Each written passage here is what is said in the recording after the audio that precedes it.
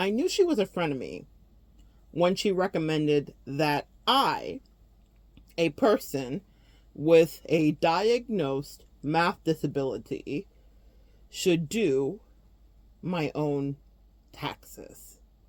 Greetings, guys. Welcome back to my channel. My name is Monette. This is my channel, Evolve with Monette. For those of you that are new here, I am a professional intuitive empath.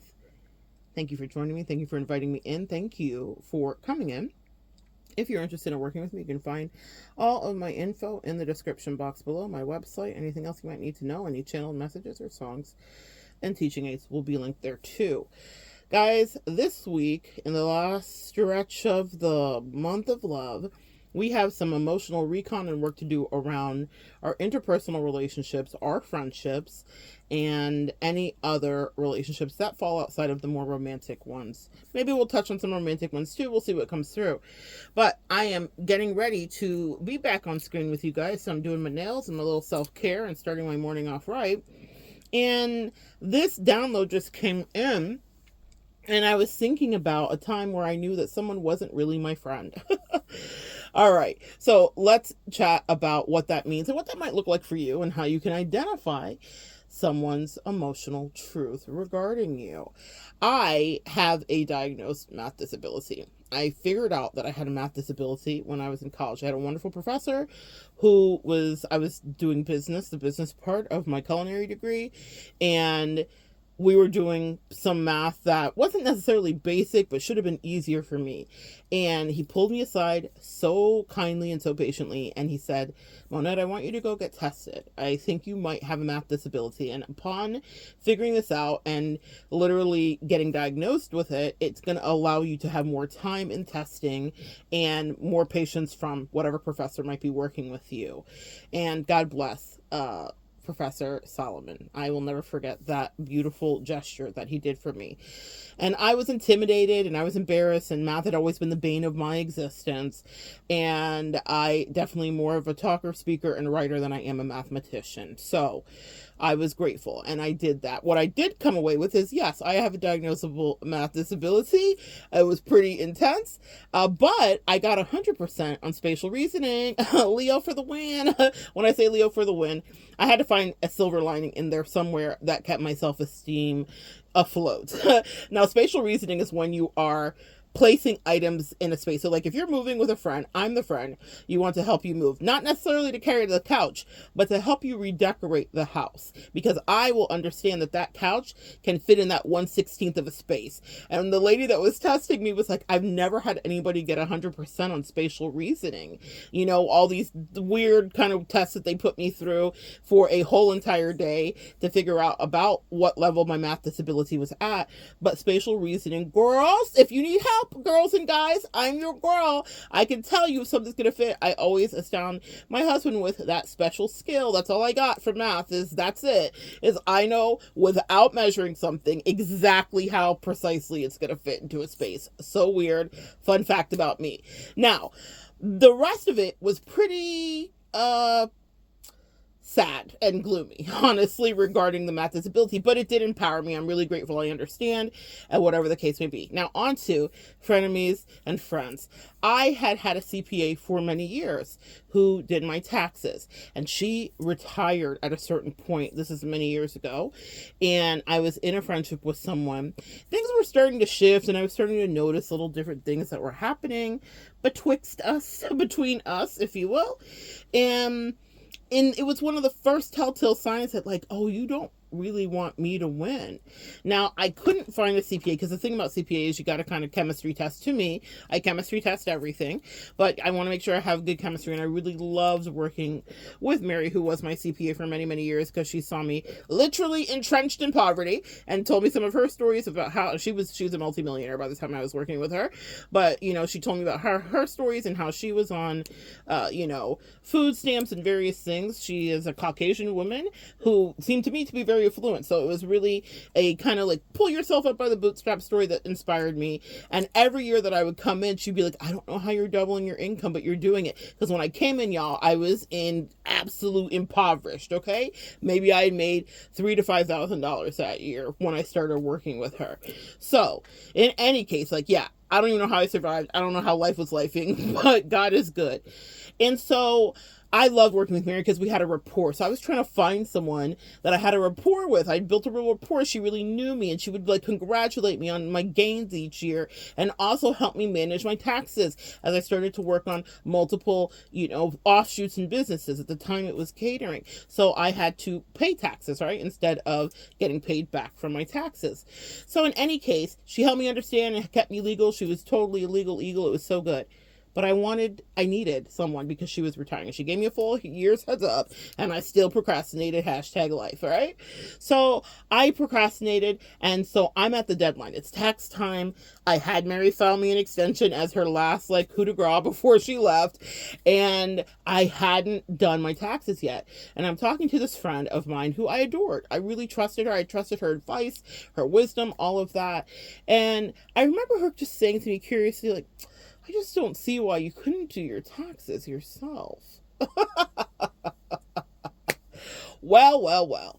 That was a bit of a trigger for me. Let me explain. Not just because of the math disability, but you guys, I've talked about being in a cult. And because the cult leader wanted to have all access to our money, he did not want us to go to an outside tax preparer.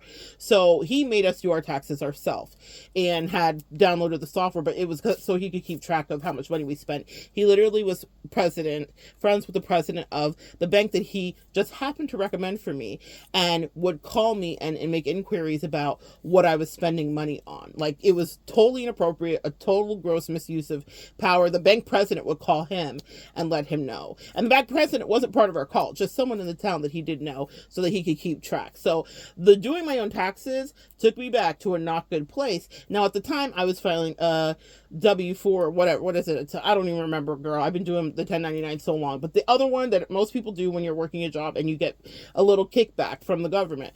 Well, when you're doing your own business, you pay. When you're an independent contractor, you're paying your taxes, right? So back in the day, I was getting a little kickback and I was working for less than minimum wage. And so he was like, walk through this and do it. Now, it still stressed me out. This was before I was diagnosed with the math disability. It still stressed me out so much to do that. And I just remember him standing over my shoulder, not helping me, but glaring at me lest I make a mistake. There was no help.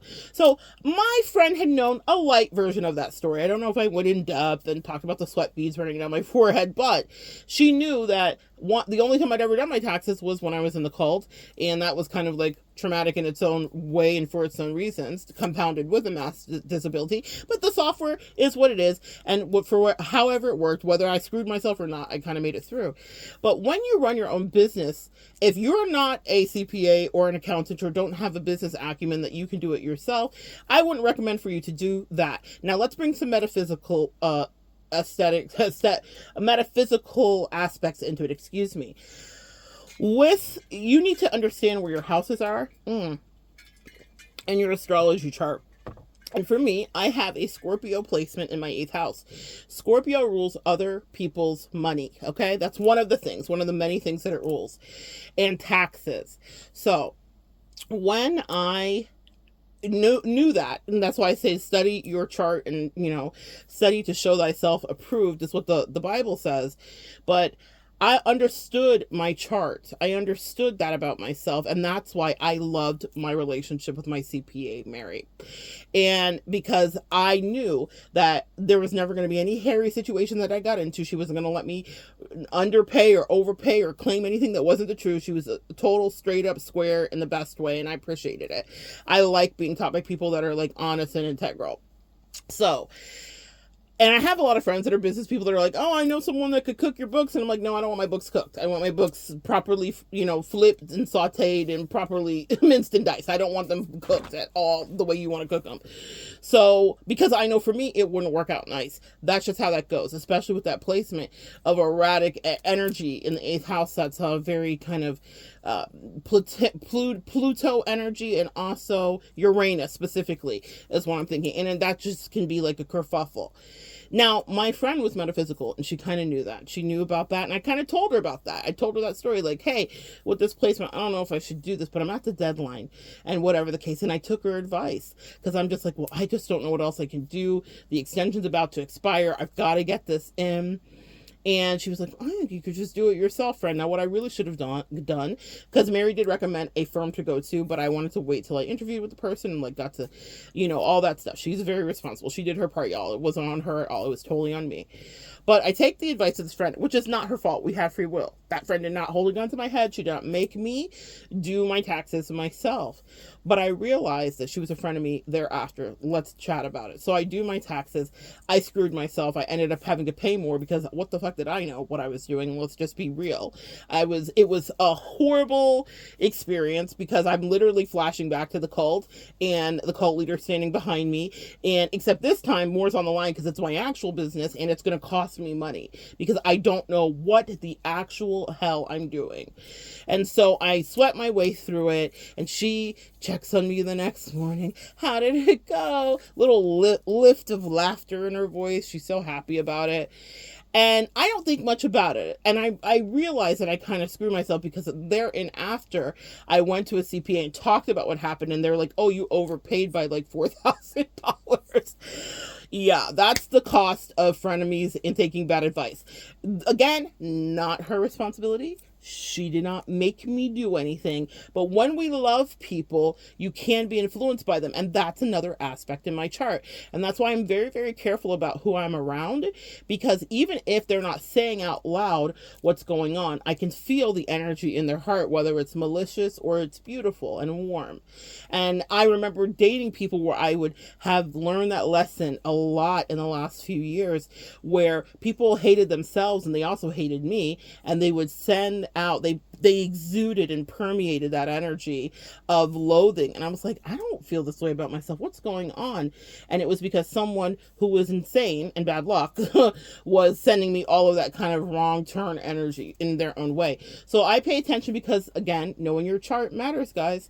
It's so important. Study your chart. So because I know that I can be easily suggested or influenced regarding someone I respect, not just a rando, but someone that I genuinely like and respect, I am careful. And I have to vet them. And also because of the cult experience, nothing is wasted. I don't just give carte blanche yeses to people that haven't truly earned my trust. And I'll ask questions even if they haven't. I did ask questions, but I was just in that moment in a pickle. And she's like, you can do it. You can do it. You can do it. And she'd been such a cheerleader for me. Why would I ever wonder about what she was doing or if she was trying to sabotage me? That's crazy. So anyway, I do it. And also she was fully capable of doing it. This is another thing that I'm learning here in the second half of my life. There'll be people that can come in and do things for you and offer, but if they like to see you struggle and fight through something, it's their entertainment. You are in the gladiator pit, they are up in the stands and they're observing your nonsense, whatever it may be, and they're being entertained by it. Russell Crowe hit the chest. Are you not entertained? If you guys have seen Gladiator, you know exactly what I mean by that refrain. Are you not entertained? I was her entertainment. And in many ways that played out in the friendship in the second half of it, where she was gossiping about me and other things because my life was really interesting to her because her life was boring to her. And she was bored with her life. And also, maybe she wouldn't make the choices I made. Maybe she loved her life. That's not true, but maybe she did. Let's just say she did. She still was getting a kick out of whatever she saw me doing because it was so different from her. Now, back to the taxes and a frenemy moment. So she checks in on me, and I think that's it. And then I realized that she was a monitoring spirit and that she was pocket watching me because she had seen an incredible growth too. She wasn't with me the whole journey like Mary, my CPA, was, but she had seen growth just from the time we became friends until this moment, this lead up. And she was talking about what I was making. This is when I was freelancing on the lines and various other things. I had a radio show. I was freelancing for a magazine I was writing for. And so she was starting to pocket watch me and counting how much I was making on the lines and what they were charging. I wasn't even doing that. Guys, it doesn't mean that I don't pay attention to these things, but I hire people that are smarter than me to do it. I definitely take a page out of Richard Branson's book of Virgin Mobile, oh my God, of the Virgin brand, excuse me. Richard Branson didn't graduate and do a lot of things, but he was brilliant and a genius in his own way and smart enough. And one of the best pieces of of advice I've ever heard him say is, I am not the smartest person in the room, but I am smart enough to hire the smartest people in the room. And so even though I didn't have but 2 pennies to rub together to make friction, I was smart enough to get married because I knew, because of my chart and the 8th house placement, that I would want my things squared away and neat and nice and buttoned up. And God bless it, she did exactly that. So anyway, back to this friend of me. She kind of knew all of that and was watching. She's watching the money and she's counting everything. And I'm not doing that. My aim in teaching metaphysical things, being the worker that I am regarding an intuitive empath, the work I do with you guys, the work I do with my clients, teaching on here, teaching has always been my passion. I've taught literally in schools as a teacher, but also I love you guys. You guys are my kids now, and I love you guys in the collective. And so my perspective is never about how much can I make. And here's the thing about metaphysical practitioners and accepting money. That's been a whole taboo subject and a whole thing. Maybe another video I can do at another day. But I did a lot of integration of my worth and a lot of root chakra work and a lot of wearing the color red in order to understand that I deserve what my worth is, because I work through the things in people's head, and not everyone can do that, right?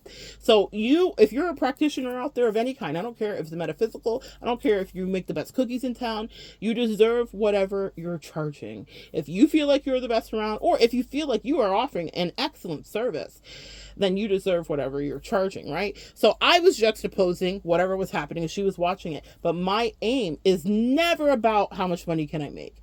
Ever, ever, ever. I know that if I'm putting out good energy, God always takes care of me.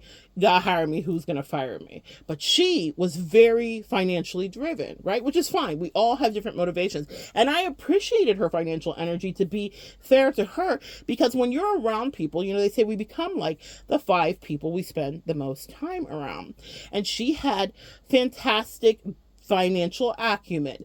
And so because we were friends, that energy rubbed off on me. It's not that she sat down and taught me any fiscal lessons, but the energy and the vibration that she trafficked in, I was able to share in. Hence being easily influenced when I value a person or respect them. So know who you are. Not everyone is easily influenced. Some people will not take other people's advice. But for me, when I love someone, I will take into account what they say. I do question everything, though, because of the cult dynamic. That was an important lesson that helped shift that dynamic for me. But up until that time, I had no reason to kind of judge anything she was doing. There were no red flags. All the flags came right after this. But the pivot was with the taxes. And so she starts counting my money. She starts talking about my money. Her daughter's coming up to me and telling me, it's a shame that they're only paying you whatever amount on the line. She's talking about actually what I was taking home, because when you freelance, you are getting a percentage, and it's usually the lower end of the percentage. And I was appalled by that, because she works in corporate America. She knows better than to talk about someone's financial stuff. And in America, a lot of other countries and places have various ideas about this, about whether it's taboo or rude. For some places, it's absolutely déclassé. You don't do it. Some people like it. Now there's a whole culture on social media starting about sharing that so that you can't get played in your job. But I've seen it cause craziness. And so I was definitely coming from corporate America myself before I was freelancing. And I was like, why are people in your family coming up to me and talking about how much I'm making? So she was doing a thing called pocket watching, which is a thing that people do that's associated with monitoring spirits. So, and because she was triggered, because she would always tell me about how much she made, how much her daughter made. Her daughter was a doctor in the medical profession, and how much she was making in corporate America. Everything was about money for her. And I was like, that's so nice. I genuinely would cheerlead with her and was so happy for her. And in the beginning of it, in the beginning of our friendship, there was a friend that she had, and she was always like, I can't talk to this friend about money because, she struggles with it and whatever. I was struggling too when I met her. So I was like, I understand. I couldn't keep up and go out to every fancy dinner and do all the things. But that changed. And I thought she would be happy for me because I manifested it from the skin of my teeth and from my bootstraps, right? It wasn't gifted to me. It wasn't given to me other by God. I worked and earned and built my reputation, etc., etc. And she watched me do it, and she rooted for me. And this is the old adage. People want to see you do better, just not better than them. I was impoverished again. Maybe not fully impoverished when I met her, but I certainly was, a click above, okay? 2 clicks, maybe. And so she watched it grow and grow and grow for whatever reason. And then I was able to travel and do things where I didn't have to lay away a trip. I could just pay for the trip outright if I wanted to, whatever the case may be. But where she met me, it was a layaway situation. It was a Klarna. What's the other one that is besides Klarna? Y'all know what I'm talking about. It was those type situations rather than just like, oh, no worries, outright, I'm going to take care of it. In any case, I thought she would be happy for me. I would credit her all the time for how she shared her quote-unquote red energy with me, because red is associated with the root chakra. I would thank her profusely. When I say share, again, she didn't give me anything. She did not just like trick out on me and pay for things for me. That's not to say that she never buy me a gift on a birthday or whatever. She did the normal friend things, but she wasn't like putting chunks of money in my hand. She wasn't a sugar mama. She wasn't a sugar friendy. She wasn't a sugar anything. She was a woman who had figured out her own financial stuff and fixed things in her life. And she was, I thought, rooting for me. We were rooting for you. I was rooting for her. This was such a disappointment because I just thought she'd be happy for me that I had managed to get to a place where I could easily be, with her and traveling and whatever and doing whatever. And she saw the growth. She saw it. I thought no one on earth could be more proud of me than her. But I realized that it was corrosive and it was bothering her. And I know this because she kept coming in to me and telling me, oh, you must have made this much today or this much today. I love abundance for you. It would be all these conversations that I wasn't starting about money because that's not my focal point. I like nice things. I'm a Taurus. Y'all know I have no problem sharing that with you, which means that luxury is a portion of my life that makes me happy. But listen, when I was going to the Dollar Tree, I just was finding out how to find the most luxurious thing at the Dollar Tree. You can do it at any level that you're at. I have been broke, I ain't got it, and still went on a vacation. It wasn't amazing, but it happened. And I wasn't going to restrict myself as per that moon sign of the things that made me feel luxe and happy and magical, even if it was janky now that I might reflect back on it. But I still did it with my 2 pennies. Now, so I was like, man, no one in town is going to be happier for me than this friend who traffics in her own really good financial energy, and just being proximal to her rubbed off on me energetically. I always had my drive and my go-to and my self-starting ability, but I'm telling you guys, be careful of your friends, and also praise your friends, because their energy can be a benefit for you. So when they say birds of a feather, you will become like the people you're around. So if you're a go-getter and you're not around go-getters, then what are you going to go get? You want to have people that are going to push you a little bit, help raise your vibration, help educate you and teach you something, that brings something to the table. They have something to offer you, right? So she did, and I was profusely thankful for it. Words of affirmation is my primary love language, so I had no problem telling her, like, oh my God, thank you so much. I talked about red energy with her, all of that, and it was just a beautiful thing. Fun fact, before I met her, I hated the color red. I didn't like it. I couldn't stand it. I didn't have it in my closet. I didn't wear it, whatever. Maybe it could be like a lipstick, but I still would tone it down with something else. And my angels downloaded to me that I need to work on embracing the color red. And I remember the first art show that I wore, I specifically wore a maroon shirt, which has to do with like wealth and luxury and like affluence and royalty. I chose that color specifically to go with my like African skirt for that art show, because I was channeling that energy, even though that wasn't my necessary reality at the time. So I made amends with red. I integrated it into my life, and I worked on healing my root chakra, and I'm still working on it. There was a lot of things that happened with that. So the point is that I really give all credit to her. I think you guys get the point, for the way that just being proximal to her helped me to broaden my horizons. But I was not like hawking the money in my life. I was grateful it was coming. I was saving what I was saving. I was spending what I was spending. I had a good flow with it, but I wasn't like obsessed with it. but she was. And we all come from different places, so I don't even judge what made her be that, what made her need to feel that sense of security.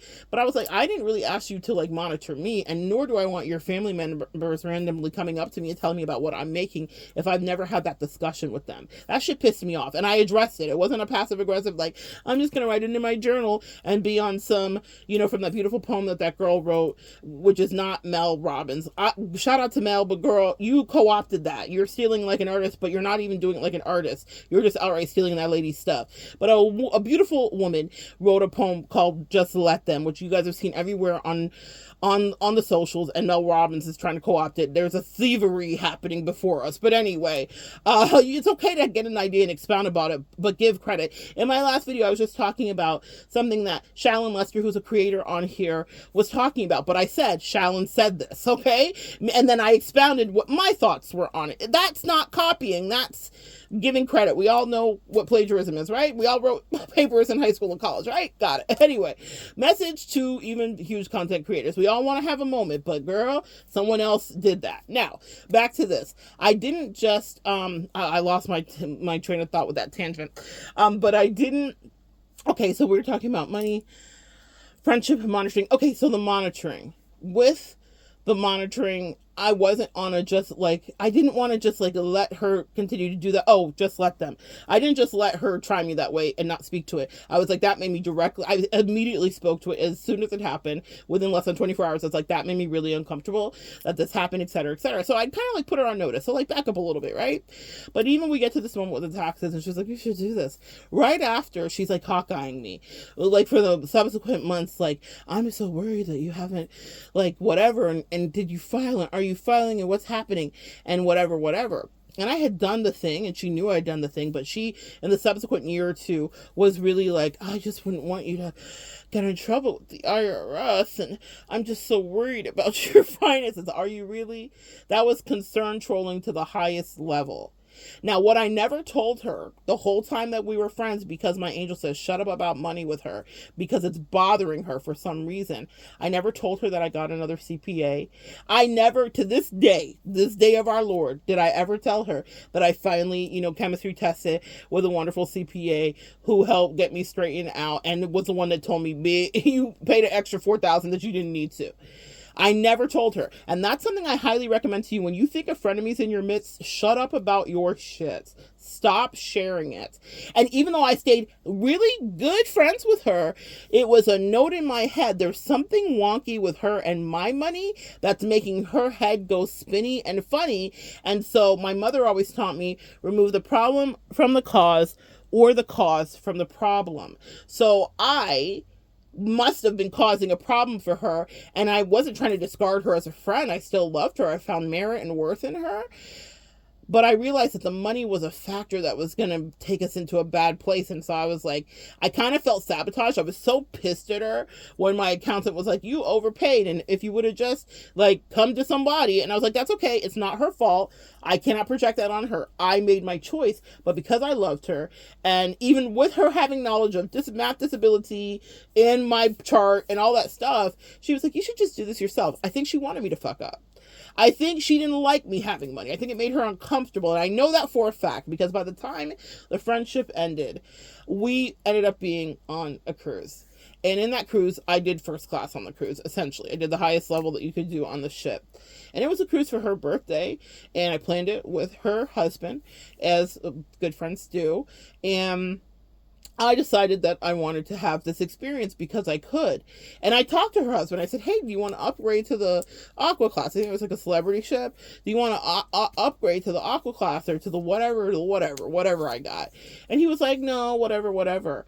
And I was like, okay, cool. And actually I really wanted to go on Virgin, but she was kind of like, it's too much money, which is crazy. Because if I can tell y'all the money I spent vacationing with her, it was always about what felt right for for her. Also pay attention to friends like that. Like, it's fine for them to do anything, but when you ask for any level of compromise or whatever, it's like, oh, it's just too spendy. She's literally told me that before, guys. And when I think of the money that she spent on vacations and the money I spent vacationing with her, it was just because she was selfish and she wanted it her way. That part. But anyway, that's fine.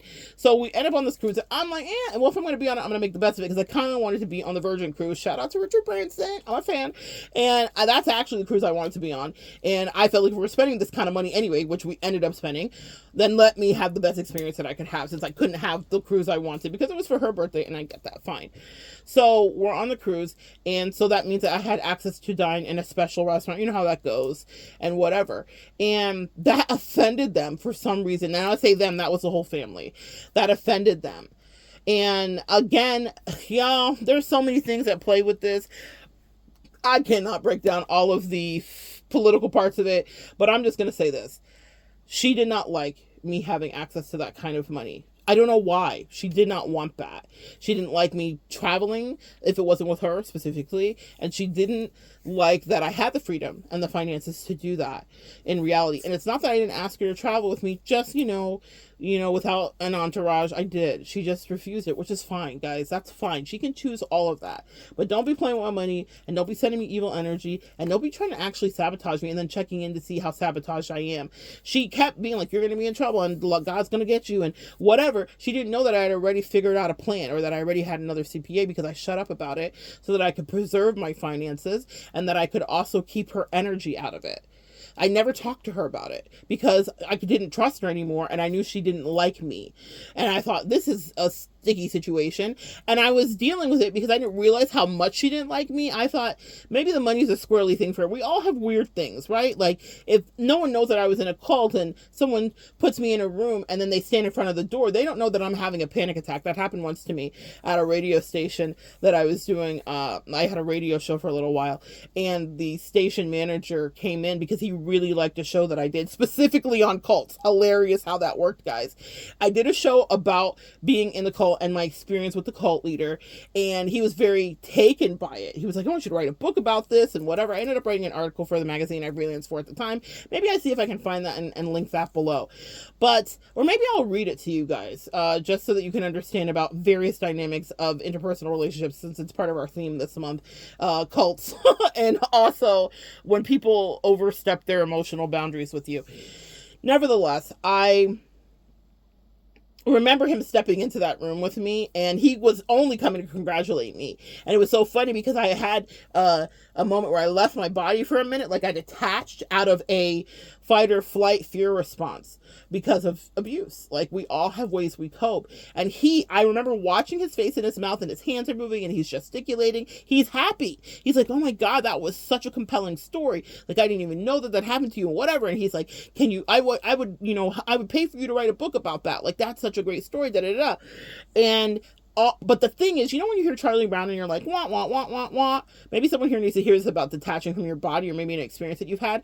That's all I could hear. I knew he was talking and I heard what he said, but I was like shrinking back because he's standing in front of the door, and he was like 6-something guy, and I know he meant me no harm. He'd never been weird with me at all, but I freaked out because of being in the cult when they had locked me in rooms and interrogated me and all kinds of wild shit. So that's a trigger. That was a trigger for me. In any case, it's so funny to me that it was about the cult too. That I was immediately like, oh my God. They're standing in front of the door again. Like, I don't know why I started talking about this. I'm going to listen back and be like, oh, that's what I went off on. But in any case, guys, there are things that will inform the way that you feel and maneuver as you go forward. Yes, that's what I was talking about, was being triggered. She could have had triggering around money, and I'm compassionate about that. I wasn't judgmental. I was like, maybe I just need to remove the money stuff from her, because I couldn't compute that she wasn't happy for me. Now I can say those words, but at the time, I just knew it felt weird, and I wasn't happy that she was talking about my stuff, and whatever the case may be, because she loved to tell me how much her and her daughter made. Well, then there became a time where I was making more than her and her daughter combined. And I was not counting it. She was. And that's when I realized, like, oh, she hates me. And so when we were on this cruise and I was like, I'm doing aqua class, there was a lot of resentment and chatter and hubbub with the family for a lot of reasons. I'm not going to make it that it was all one dimensional. There were other aspects at play. However, what was really happening is that she was playing in my face. She really did not like that at all. And it was not my goal or intention to make her feel emasculated. She had a masculine energy. When I say that, she was very feminine, but she was alpha in her way, and she was a boss in her way. So I think that it made her feel a way. And I realized, man, this isn't my friend anymore. She's a friend of me. And I realized my angels were like, yeah, she actively tried to sabotage you with the taxes. That did not occur to me until I was a year or two out. Well, it occurred to me when the accountant told me how much I overpaid, but that did not occur to me until later, as other things started coming up, that my financial status for her was a fucking problem. They want to see you do better, just not better than them. And I thought this was the sweetest friend, the nicest friend, the kindest, most thoughtful friend. I never thought our relationship would meet this kind of end. But then here's the thing. If you have hatred, like if you cut an orange, you're going to get orange juice out of it. And so what she had inside for me was a lot of resentment, and it started to bleed out into the way. And it was for a lot of reasons. She may have thought that I was slighted. It was this, I was that. What really happened was I decided I wasn't going to wait until she co-signed or gave me permission to live my life, meaning if I wanted to travel, I was going to do that even if it wasn't going to be with her. I didn't want to be on every family trip. I didn't want to be the built-in family mediator for everything, which was unfair and selfish. Like every fucking trip we went on, there was always some drama, and it was never time with my friend. And when she and I were by ourselves, we had good times, but it was always parsing that shit out. Ain't nobody got time for that. Meaning I can do it, but years and years and years, then it felt like you're taking advantage of me. And then it also feels like you're hating on me a little bit. And that's when I discovered, oh, this became a frenemy. And it wasn't always this way. I guess when I was like a charity case for her and a project she could work on, she loved me. It was amazing. But she didn't really want me to be different. And I'm thinking, here's my way. Like, I'm a Leo, so I'm aspirational. I can do it. I'm going to push myself. I'll achieve and then overachieve. So when she was talking about her friend at the beginning of the relationship that she couldn't share money stuff with, I was like, well, I don't ever want to be that friend. So I was incredibly conscientious. Money's a huge thing for them. I remember her daughter talking to me and being like, people always take advantage of my mom and da-da-da-da-da. So I put a mental note in, never take a dime from this woman that doesn't come from something she's literally gifted you. And even then, don't let her do too much. So whatever trip we went on, whatever thing, let's say my car didn't work out of the country, I'm paying her back as soon as I'm buying an ATM that does work, whatever the case may be. I just never took money from her. We had a really healthy exchange of money because I wouldn't let her use money to kind of control me or to, ingratiate herself with me. Also, I had that in my mind, the warning for shot from her daughter. People take advantage of my mother. That was her story. But she offers things very generously, but there is a catch. So I got out of the loop of that, fortunately, where I didn't get in the undertow of owing her things or us having an imbalance with finances, even when I was poor and broke, because when I met her, I was pretty close to that. So even at that time, I was not at all willing to take a dime from her. If I couldn't afford to go to dinner, I'd be like, oh man, I can come with you to this one, but I can't do the next one, because I didn't want her to just be like, I'll take care of it, because I never wanted to hear those words come out of her daughter's mouth about me. And at the end of it, ironically, her daughter still talks to me.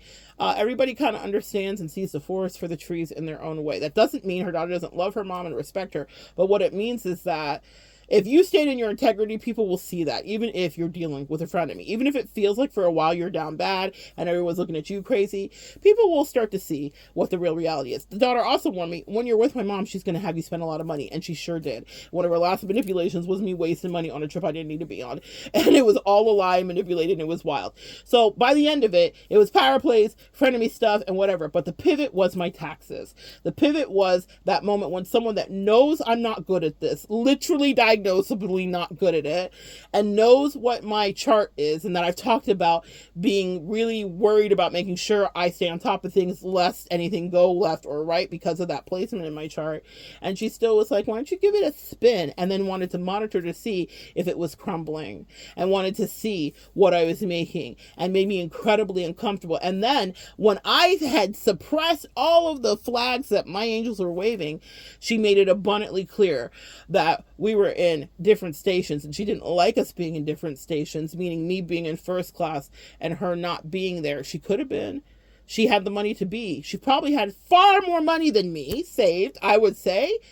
You know, just because my earning capacity was a little different doesn't mean that she hadn't chunked money away. Her daughter is a freaking amazing genius regarding finances. They both are wealthy to me. Okay? To me, they was wealthy. At least rich. So I was like, what's wrong? I haven't even caught up to you, sis. Not even close. Why are you hating on me, mama? You got way more. You have the most. Why are you hating on this little come up that I worked my ass off for and manifested and prayed and got in alignment for? Why? When you used to tell me you deserve more, you're worth more, you deserve to be paid. How did we go from this to that in a matter of weeks, months, and days? Well, that's what happens when things go rogue, people go rogue, and a friend is smiling in your face. And it's not even that they want to take your place. I don't think she wanted my life. She had a beautiful life, but something about me having money just didn't sit right. And it began with a simple sabotage of, you should try to just do your taxes. You just might get it. Well, I didn't. I failed at it. And I'm not going to ever do it again. Like Richard Branson, I learned a lesson. Make enough money to pay someone to do it properly. If it's not something that you can do, you can be self-taught on some things, but y'all, taxes is not for me. I don't know if it's for you. Maybe there are some of you guys out there that are math whizzes and you're like, oh, Monette, I could have done this and that. It would have been so easy. I know exactly where you made your mistake. That was not for me though. And my friend knew that, but she guided me in the way she wanted to. It's not her fault. Again, I have to take full responsibility for the free will of me deciding to listen. But it was the subsequent, it wasn't even the guidance to try it. It was the follow-up monitoring about hoping it had fucked up that made me see, this lady is afraid of me. I didn't realize it. So I'm going to ask you to take a look and do some inventory.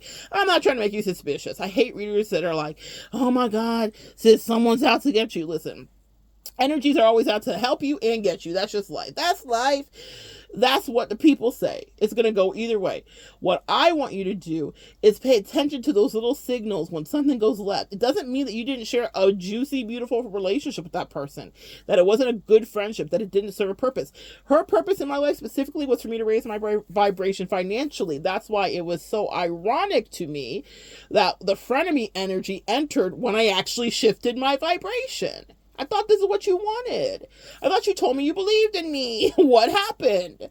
Well, people have to deal with their levels of jealousy, whatever that is. I can't say she was jealous of my life. Again, I sit here today thinking she still has more than me. So that's why I was like, this is unfathomable. What is going on? Why is she being, well, you know, that meme is like, why are you being weird to me? Like, we had a whole friendship. There was no sex, but that whole meme is about sex, meaning like we made all this good love and now you're acting like you can't, you know, pick up my call or whatever. But we had a good friendship. We made good friendship love, no sex. So I was like, why are you being weird to me? Well, we're human and we're primal, and those instincts of jealousy or competition are inside of us. And I had a friendship with her where I did not indulge in those dynamics because I believed that we could just be friends. I was so happy to meet her. I thought she was a sweetheart, really, truly. But I was like, oh, you don't really want me to. And I had just left a relationship with somebody who also didn't like to see me. And it wasn't even about money. When I left that other relationship, I had a viral moment on my channel. The only one I've had. And my friend hated on me so bad, it broke up the whole relationship. She was hating on me. Her son was congratulating me. She wasn't. Frenemies will turn when things shift in your life. And she sent a lot of spiritual warfare my way, meaning people treating you poorly and mistreating you and purposely going out of the way to hurt your feelings is a form of spiritual warfare, because if you can focus on that, you won't focus on this. And I definitely see the effects of the bullshit that she did and how I had to kind of transmute it and turn it around. But that was another friendship where it was like, we both were on the ground together. So and she always said, I can't wait for the world to hear your voice. She always encouraged me. She encouraged me to have a YouTube channel. So when I had a bit of success or a moment that caught people's interest, I wouldn't even say like it was built and earned success. It was pretty new and it happened. And had I stayed in the vibration of that viral moment, who knows where my channel would have been. But instead, I dealt with a whole emotional warfare and sabotaging in her own way of her sending the most just vitriolic, disgusting energy at me because she was filled with jealousy, that I manifested the things she always spoke over me that she knew that I would. Sometimes friends think they mean good, but they really don't mean good, and they may not be honest enough with themselves. She was pretty spiteful and vindictive, so she knew what she was doing. This other person was detached from her shadow. She was an asshole secretly and outwardly bitchy in her own way. Well, she wasn't outwardly bitchy. She was inwardly bitchy, meaning outwardly she was almost like saccharinely sweet. And I was like, oh, she's so sweet and I love her. I really did. We had no problems for a long time until we did.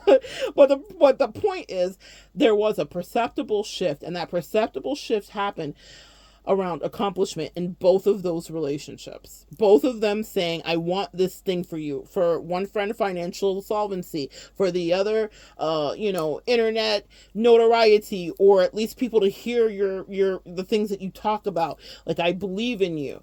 What happened when I stepped into my moment of destiny to do the things that they both believed for me to do?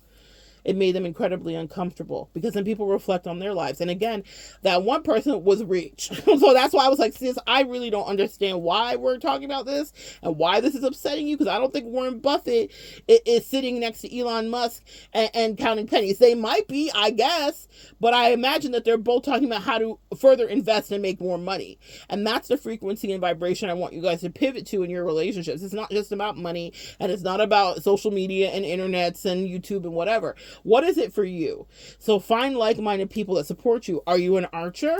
Then you want people that are archers too, right? You want to figure out how to shoot the bow and the arrow and do the thing. Are you a fencer? Do you joust? Then you want the right, whatever the thing is called that they do that with. You need to find people that are like you, sis, because if not, it will incur jealousy. Also, how lonely is it to not be able to talk about things? For a long time, especially because I cut people out of my life. Now, when I realize that things are going left, oh God. I had someone that was jealous of my love life, which wasn't really life-loving, if you understand what I'm saying. Just because they saw me soulmate dating, they felt a way about that. And so they thought that they were going to come in with an offer just to sabotage me and have me stagnant with them on some bullshit and fuckery. People have weird things that they'll fixate on about you, and then they'll try to come in and fuck with you in the worst way, friend. And you have to be the one to have an eagle eye on that. I was like, what is this? This is not real. And I realized it's because she felt kind of stuck in her life. And she was like, where are you going? Why are you having fun? Why are you outside? It's that simple, guys. It's as simple as that. It may not be some big diabolical plot. It could just be that one thing in your life makes them feel like, well, why don't I have that? When they could, hashtag they all could. And in some cases, they do have that. They might have way more than you. But they might turn into a frenemy because they don't like to see you have it. They don't want to see you happy.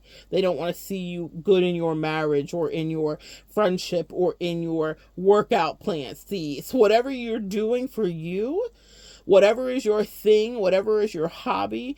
So be careful about the people that are around you, because they can take you off your path very easily.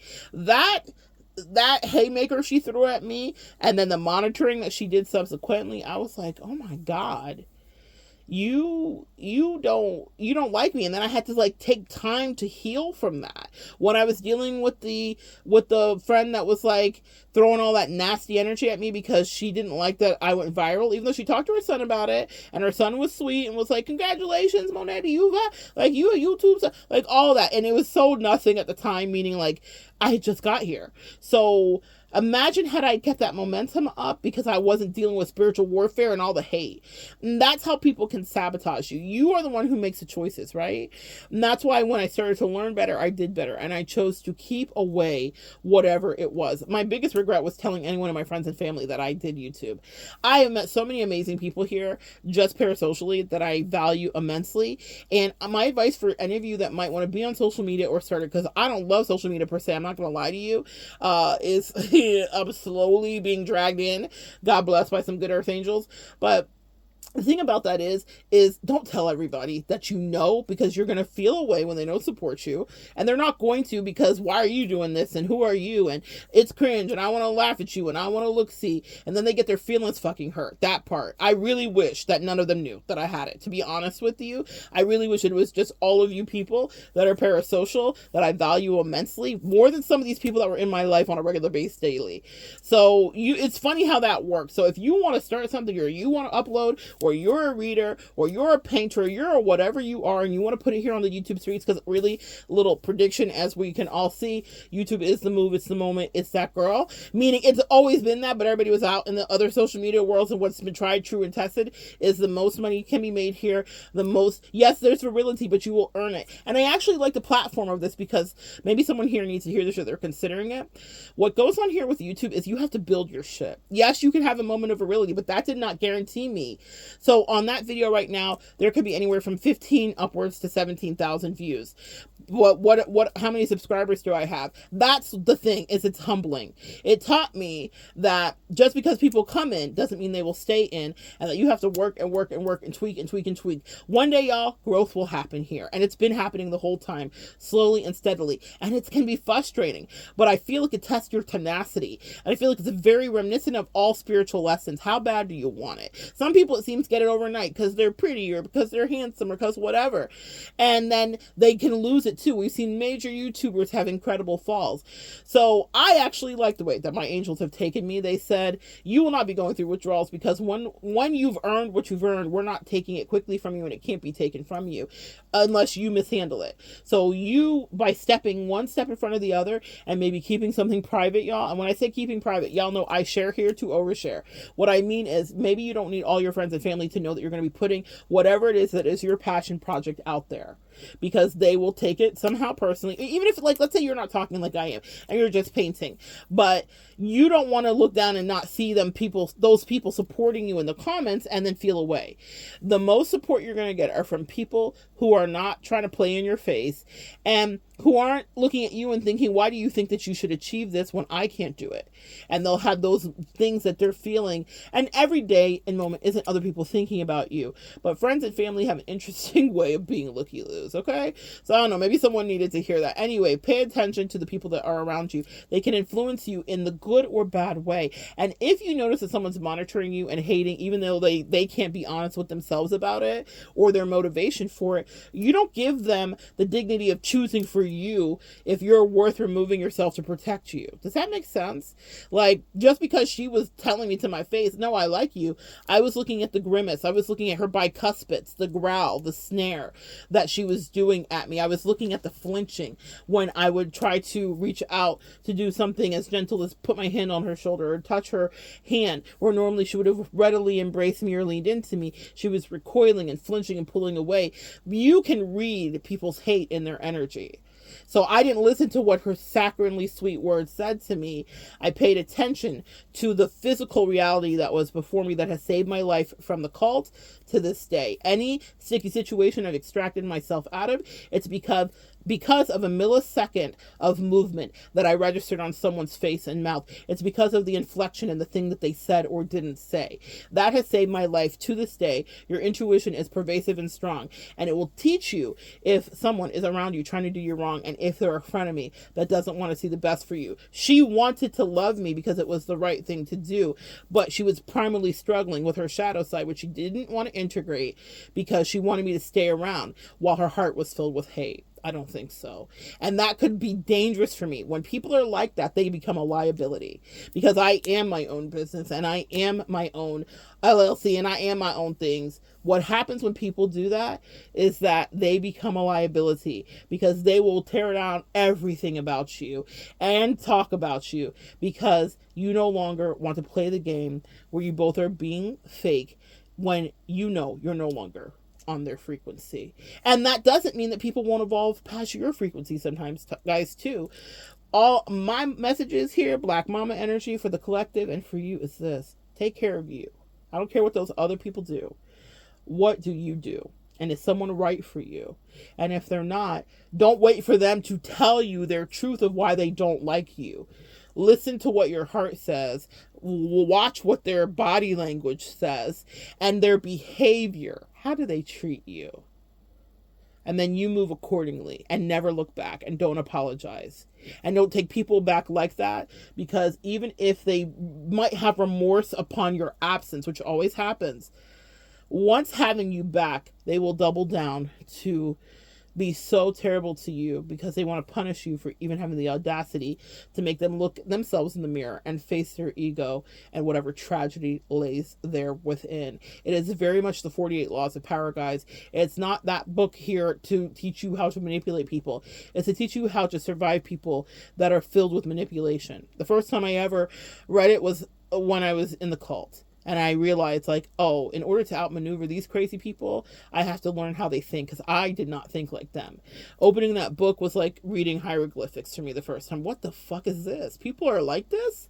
Yeah, people are like that. And that's why I teach it now proudly, because I want you to empower yourself with the weaponry of mental acuity. Come on, words of mental acuity. I want you to be smart cookies out there, where you understand when someone who smiles in your face is really giving you a lair with their energy, a leering at you. They're not happy to see you.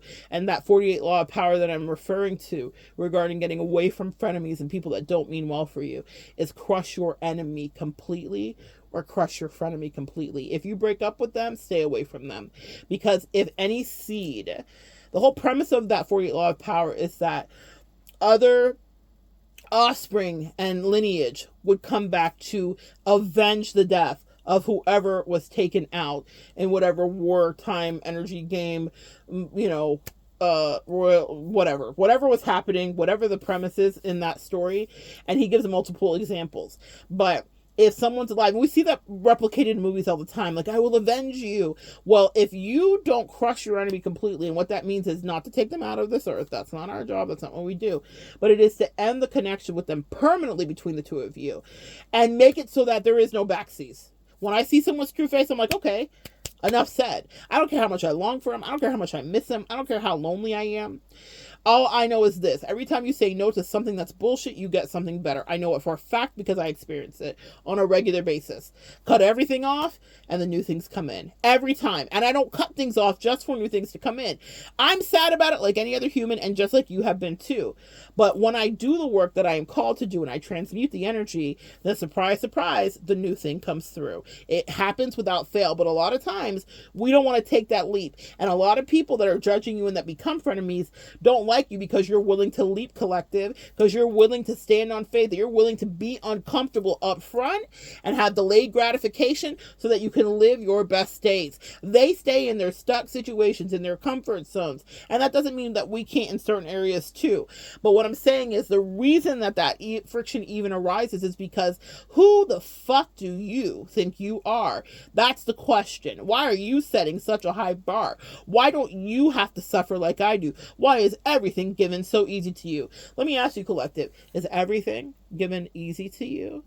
I don't think so. You know the truth. So don't let those people pigeonhole you like crabs in a bucket and keep you stuck. Crush your frenemies, enemies, and family members that have tried you completely. That doesn't mean you don't, nod and say, good luck. I wish you well on your journey. But what it does mean is that you don't stay there for them to plot and scheme on you and monitor to see how bad did the advice I give you lead you astray? How bad did it ruin your destiny? That's not a game that any of you in the collective are going to play. Crush your enemy completely. I'll include the 48 law of power that it is down below. And the more you know, right? Don't leave any stone unturned when it comes to walking away. Don't go back to that ex. Don't go back to that friend. Don't go back to that family member.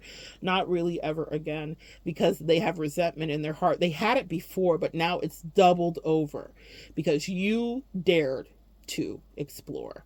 All right, guys, so good sharing energy with you. Boom. I didn't think that was going to be an hour, but here we are. Hopefully you got something out of it. Come back and join me next time, guys, and we'll continue to evolve together.